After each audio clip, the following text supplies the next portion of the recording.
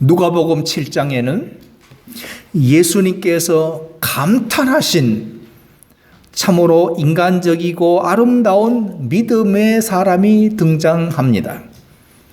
예수님께서 이렇게 말씀하십니다. 누가복음 7장 9절에 이스라엘 중에서도 이만한 믿음은 만나보지 못하였노라. 이스라엘 수많은 백성들 가운데 예수님을 따르던 제자를 포함해서 유대인과 그리고 이방인들 포함할 때에 참으로 이만한 믿음은 만나보지 못했다. 얼마나 훌륭했기에 예수님께서 감탄하셨을까를 생각하며 2020년도 우리 방주교회 성도님들의 믿음이 예수님께서 감탄하시는 와우, 어메이징, 놀랍다고 우리를 향해서 예수님이 감탄하시는 믿음의 성도들이 되셨으면 합니다. 한국에서 기업이 찾는 인재를 창의성, 도전, 열정, 전문성, 소통이라고 말합니다. 그런데 정작 회사에 들어가면 상명하복을 요구합니다. 커피 타와 그러면 커피 타오는 사람을 뽑지, 커피 타와 그랬을 때 난 못타요 하는 사람은 안 뽑는다는 말입니다. 아무리 창의적이고 도전이 있고 열정이 있어도 상명하복의 문화를 떨치지를 못했습니다.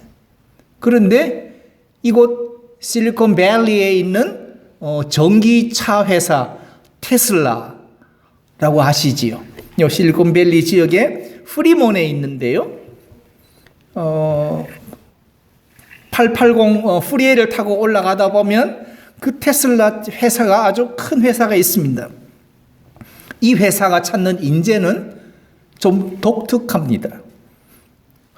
이렇게 말합니다. 어떻게 일해야 하는지 바닥에 대한 기준은 없다. 즉 이렇게 하세요 저렇게 하세요 아무도 말해주지 않습니다. 최선을 다하라고 말합니다. 이렇게 말합니다.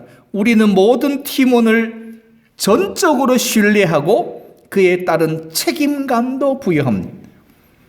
당신을 포함해서 우리 모두가 제대로 일할 것이라고 가정하고 회사를 운영합니다. 만약에 우리 원칙을 따르지 않으면 우리는 그 사람을 내보낼 겁니다. 라고 말합니다. 이 회사는 또 이렇게 말합니다. 회사는 학교가 아닙니다. 가르쳐서 쓰겠다는 말은 통하지 않는다는 겁니다. 회사가 당신이 필요로 할 때는 당신은 반드시 이곳에 있어야 합니다. 당신이 출근할 수 없다면 상사에게 알리십시오. 그것이 어렵다면 당신은 회사를 떠나야 합니다. 이곳은 학교가 아닙니다. 제 시간에 도착해서 정해진 일정에 따라 일을 해야 합니다. 아주 미국 회사의 독특하고 아주 냉정한 나에게 부어진 듀티와 그리고 responsibility를 강조하는 회사입니다. 세 번째는 좀 독특한데요. 당신의 멍청한 행동을 지적할 만큼 우리는 한가하지 않다고 말합니다. 당신이 멍청한 짓을 저질렀다면 둘 중에 하나일 겁니다. 경고 후에 두 번째 기회를 받거나 아니면 해고를 당하거나. 미국 회사는 한국 사람들처럼 인정, 봐주고, 눈 감아주고 이런 게 없습니다. 듀티가 분명하면 거기에 따르는 responsibility도 반드시 따르게 되어 있습니다. 우리는 당신의 멍청한 일들을 처리하느라 낭비할 시간이 없습니다. 예수님은 제자를 찾으십니다. 그리고 제자를 부르십니다. 믿는 성도들이 하나님 앞에 나와 예배하며 제자가 되겠다고 나옵니다. 그런데 저 아버지 장례 치르고 올게요 라고 하면 너는 집에 가라 그럽니다. 몸이 좀 아파서 힘든데요, 집에 가거라 말합니다. 오늘 약속이 있는데요, 넌 오지 마라. 주님은 지금 씨를 뿌리는 농부가 나가서 씨를 뿌리는 시간에 커피 마실 여유가 어디 있겠습니까? 해가 떠 있는 동안에 씨를 부지런히 뿌려야 그 넓은 밭에서 가을에 추수할 때에 추수를 할 터인데, 우리는 핑계와 원인과 이유와 변명과 할 말이 너무나 많습니다. 바빠요. 돈이 없어요. 몸이 아파요. 힘들어요. 나한테 안 맞아요. 적성이 아닌데요. 한국 좀 갔다 올게요. 통하지 않는다고 성경은 말합니다. 예수님이 찾으시는 믿음은 온갖 이유와 변명과 그리고 여러 가지로 빠져나가려는 믿음이 아니라 말씀하시면 순종하는 믿음. 나를 따르라 말씀하시면 시몬처럼 배와 그물을 버려두고 자식도 버려두고 예수님을 따라갔던 것처럼 주님을 따르는 제자가 될 때에 예수님은 이스라엘 중에 이만한 믿음을 만나보지 못했다라고 말씀하실 겁니다. 그렇다면 이 백부장은 어떻게 예수님이 감탄하는 믿음의 사람이 되었을까? 첫째로 백부장은 사람을 사랑한 사람입니다.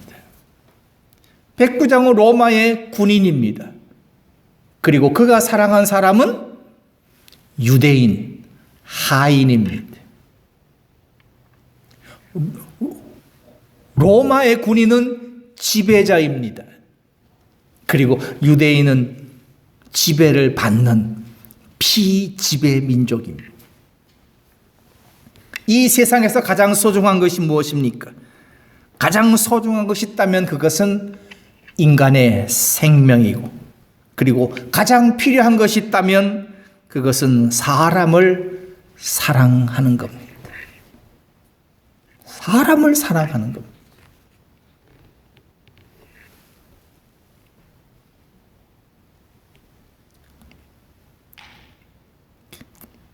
예수님은 이렇게 말씀하십니다.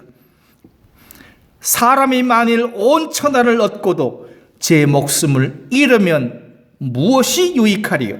사람이 무엇을 주고 제 목숨과 바꾸겠느냐?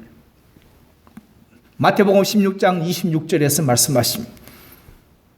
제 목숨을 잃으면 아무 소용이 없다. 사람의 목숨, 사람의 생명이 가장 소중하다.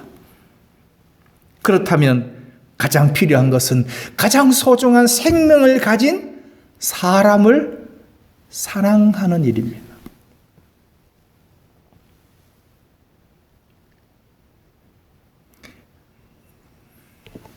한국의 그 육군 대장 가운데 박찬주라는 사람이 있습니다. 육군 대장인데요. 이 사람이 이렇게 말했습니다. 내가 군 생활을 하며 군 지휘관을 하며 수만 명의 병사를 내가 거느리고 통솔했지만, 그러나 지금 국민을 섬기는 일이 더 즐겁습니다.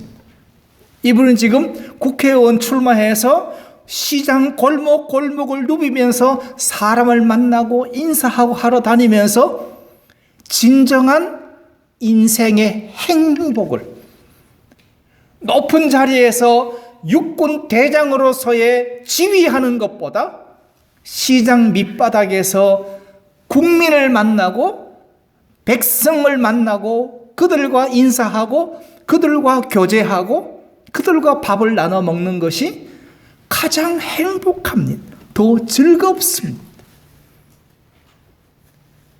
여기는 차별이 없습니다. 제한도 없습니다. 모든 사람을 사랑해야 합니다. 그 당시 사람에 대한 개념은 사람을 평가할 때 귀족이냐 천민이냐, 남자냐 여자냐, 나이가 몇 살이냐 이런 것으로 차별을 둡니다.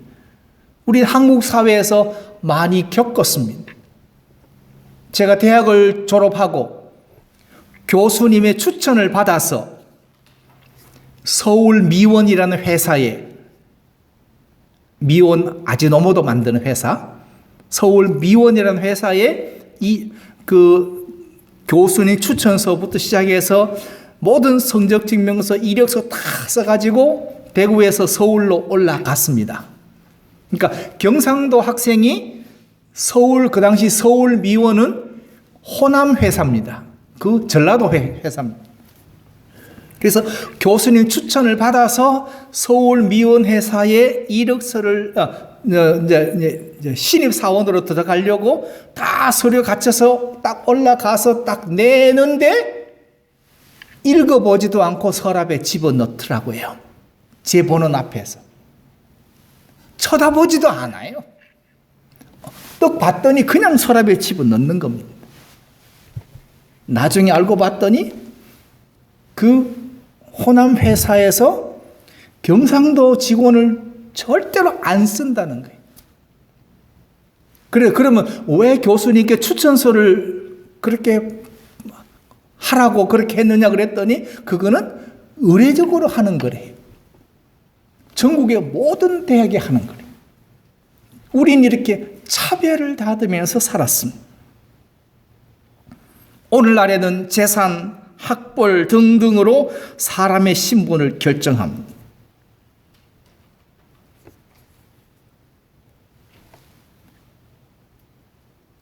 그 당시에 로마 군인과 그리고 유대인은 정복자와 피정복자의 엄청난 차이였습니다. 그런데 백부장은 자신의 하인을 보며 오늘 성경은 이렇게 말합니다. 7장 2절 말씀에 어떤 백부장의 사랑하는 종이 병들어 죽게 되었다. 사랑하는 종이라고 했습니다. 지위 고하를 떠나 신분을 떠나 이 백부장은 하인을 진심으로 사랑했습니다. 내 몸같이 사랑했습니다. 내 몸처럼 사랑했습니다. 내 혈육처럼, 내 가족처럼 사랑했습니다. 한국 사람들은 이렇게 말합니다. 시어머니가 며느리를 딸처럼 아낀다라고 말하면 그거는 그렇게 될 수가 없다고 말합니다. 시부와 그리고 며느리는 혈육이 아닙니다. 가족이 아니기 때문에 딸이 될 수 없다고 합니다.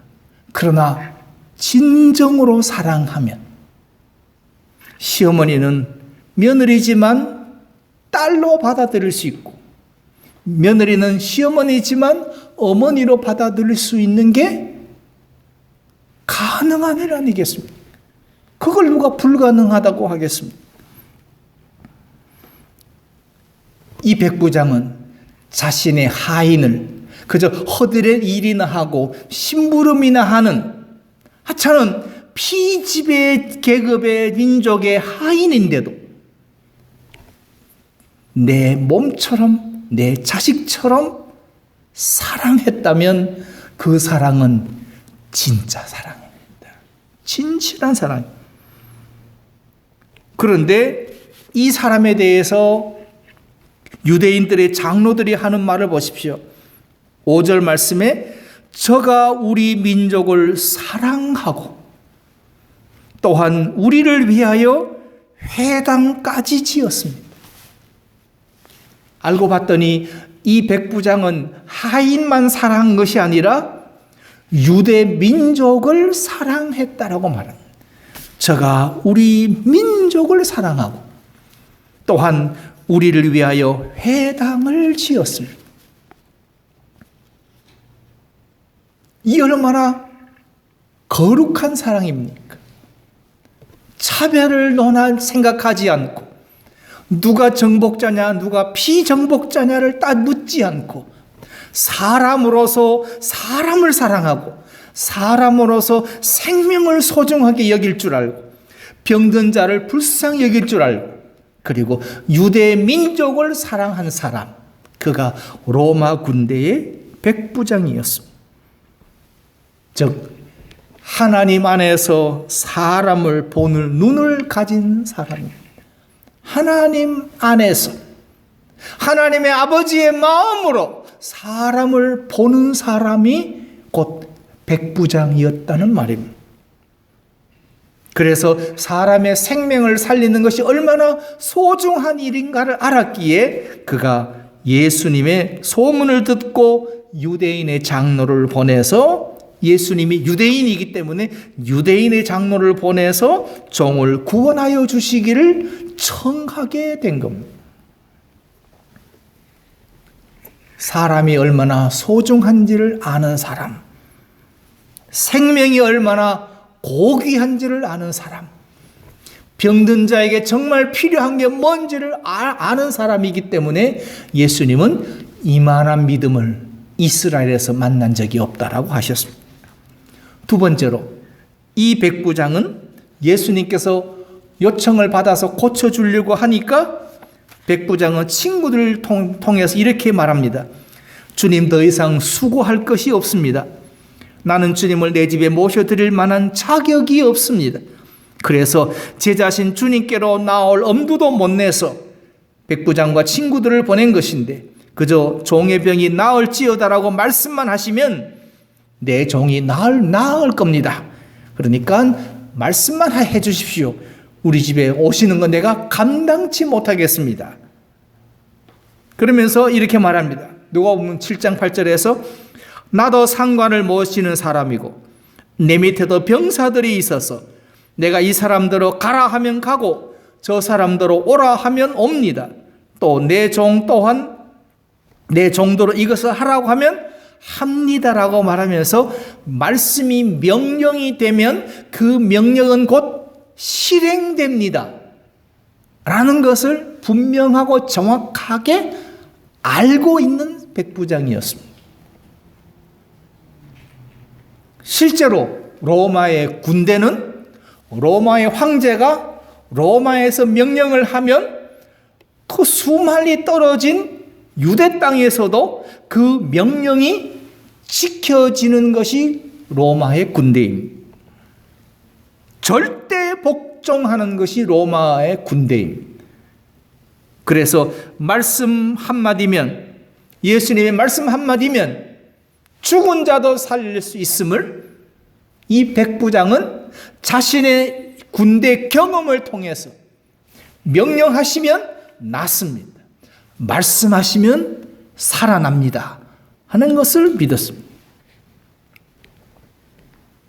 그래서 이 백부장은 그의 마음속에 예수님이 자신에게 어떤 분으로 믿는지를 고백했습니다. 예수님께서 말씀만 하시면 내 하인은 낫습니다를 믿음으로 고백했습니다. 말씀만 하시면. 두 번째가 자기 자신이 어떠한 존재인가를 알았습니다. 나는 주님을 내 집에 모셔드릴 만한 자격이 없습니다. 아니, 정복자의 군대인데 피정복자의 집에 어떻게 피정복자가 오는데 무엇이 자격을 논할 수 있습니까? 그런데 예수님은 참 하나님이심을 알고 말씀하시면 병이 낫는 분임을 알았기에, 그리고 그분을 내가 모셔드릴 만한 나는 자격이 없는 죄인인 것을 알았기에 모셔드릴 수가 없습니다.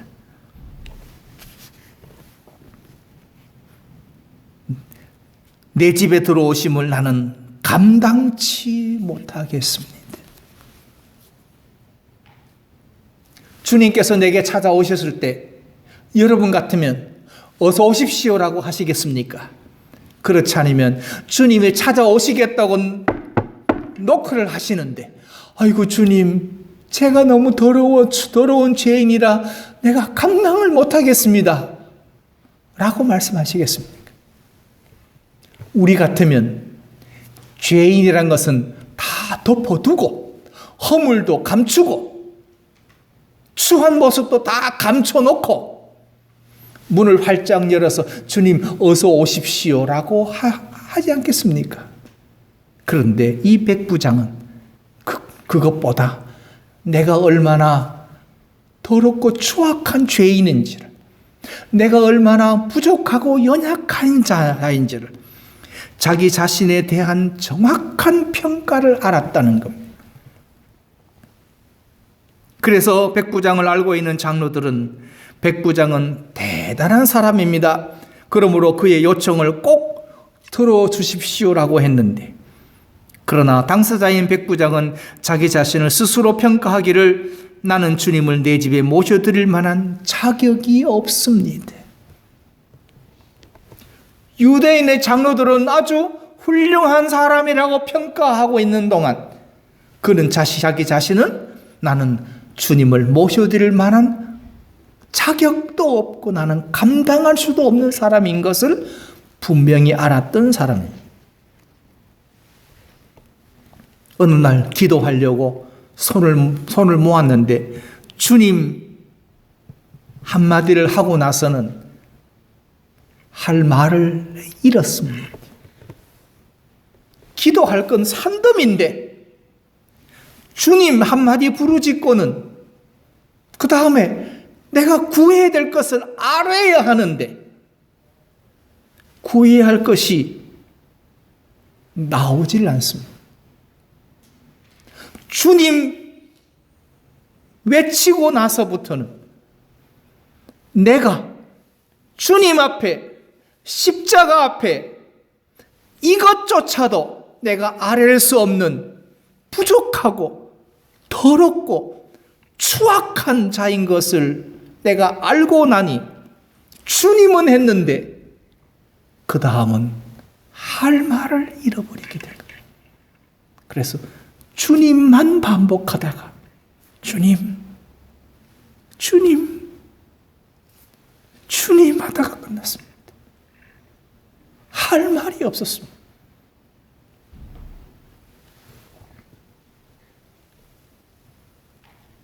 백부장의 눈에는 예수님은 온 세상을 구원하실 구세주로 보였고 그렇게 믿었고 그의 마음에는 한 번만 말씀만 하시면 온 산천초목 천하 온 열방과 민족이 그대로 복종하는 만왕의 왕 만군의 주로 믿어진 겁니다.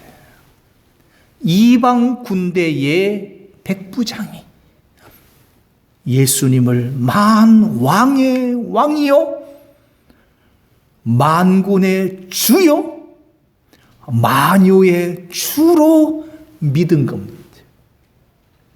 유대인은 그렇게 믿지 않는데 로마 군대의 백부장이 그렇게 믿었습니다.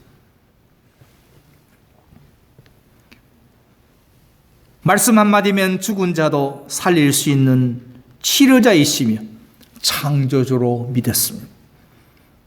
여러분의 눈과 마음에도 예수님이 이렇게 만왕의 왕으로 만군의 주로 보여지십니까?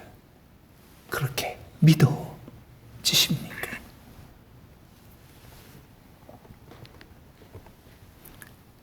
그러므로 위대하고 절대 능력자이신 예수님을 믿고 알았던 백부장은 예수님께 장로를 보낸 뒤에 도저히 그냥 앉아서 예수님을 맞이할 수가 없었습니다.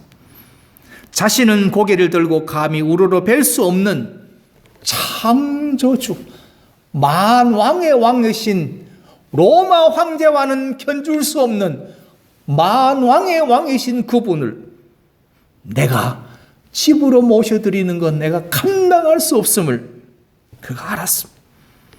예수님을 생각만 해도 자기 자신이 비참한 자인 것을, 죄인인 것을 깨달았습니다. 성도라면 십자가 앞에 서 있는 나 자신이, 주님 앞에 예배하러 나온 우리 자신이 얼마나 비참하고 죄인인가를 처절하게 깨달으셔야 그것이 성도입니다. 그런 성도들의 예배를 하나님은 기뻐 받으시는 것입니다. 제 허물도 감추고 실수도 숨기고 죄도 감춰놓고 그리고 거룩하다고 말만 하는 자들의 예배는 주님은 거들떠 보시지도 않습니다. 그러므로 함부로 그분의 이름을 부르지 마십시오. 함부로 하나님의 역사하심에 대하여 논하지 마십시오. 함부로 하나님의 존재에 대해서 이렇다 저렇다 하지 마십시오. 말씀을 함부로 하지 마십시오. 그 사람 벌 받아서 그래. 한국 사람이 잘하는 말. 내 그 사람 벌 받을 줄 알았어. 내 11조 떼먹을 때부터 알아봤어. 함부로 말하지 마십시오. 당신은 그보다 더 더럽고 추악한 죄인인 것을 우리가 깨달았다면 입을 닫으셔야 합니다. 그리고 백부장처럼 그저 믿으십시오. 예수님은 만왕의 왕이십니다. 예수님은 만군의 주이십니다. 예수님은 말씀만 하시면 내 아내, 내 남편, 내 자식의 문제도 해결될 줄 믿습니다. 내 사업, 내 직장도 예수님 말씀만 하시면 해결될 줄 믿습니다. 믿으십시오. 그리고 하나님 앞에서 겸손하십시오. 그리고 두 손 들고 항복하십시오. 그리고 순종하십시오. 아니, 절대 복종하십시오. 이것이 우리가 주님의 사랑과 은혜를 받는 비결입니다. 시편 기자는 이렇게 말합니다. 시편 147편 6절에서 여호와께서는 겸손한 자를 붙드십니다. 겸손한 자를 붙드십니다. 연세대에 가면 백낙준 박사의 동상이 있습니다. 백낙준 박사의 아버지는 무당입니다. 무당집은 옛날이나 지금이나 무당집에 깃발이 있고 무당집에 표시가 있습니다. 한날은 어떤 사람이 무당집 앞을 가다가 그 무당인 아버지를 보고는 예수 믿고 천당 가시오. 예수 믿고 천당 가시오라고 그 말 한마디 하고 지나갔습니다. 그런데 이 무당인 이 백낙준 박사의 아버지가 웃기는 소리 하지 마라. 예수가 어딨냐. 그렇게 내쫓았는데 그날 밤부터 밤에 잠을 자는데 가슴이 벌렁벌렁 잠이 오지 않습니다. 잠이 안 옵니다. 그리고 그 사람이 낮에 외쳤던 예수 믿고 천당 가라는 그 말이 머리를 떠나지 않고 계속해서 귀에 들려옵니다. 예수 믿고 천당 가지. 예수 믿고 천당. 그래서 이 백낙준 박사의 아버지가 무당을 다 걷어치우고 예수 믿어 하나님 자녀가 되어 그분의 아들이 연세대학교의 백낙준 박사가 되었습니다. 예수 믿고 천당 가라는 그 한 사람의 말씀을 들은 무당도 자신의 모든 무당을 다 걷어치우고 예수 믿어 하나님 자녀가 되었다면 이 백부장 같은 믿음의 사람이 우리가 예수님이 감탄하시는 믿음의 사람이 될 수만 있다면 우리 남은 생에 한 번쯤 도전해야 하지 않겠습니까? 우리가 예수님 앞에서 안에서 거하며 기도하면 어디서나 언제든지 하나님이 반드시 이루시고 역사하심을 믿으시기 바랍니다.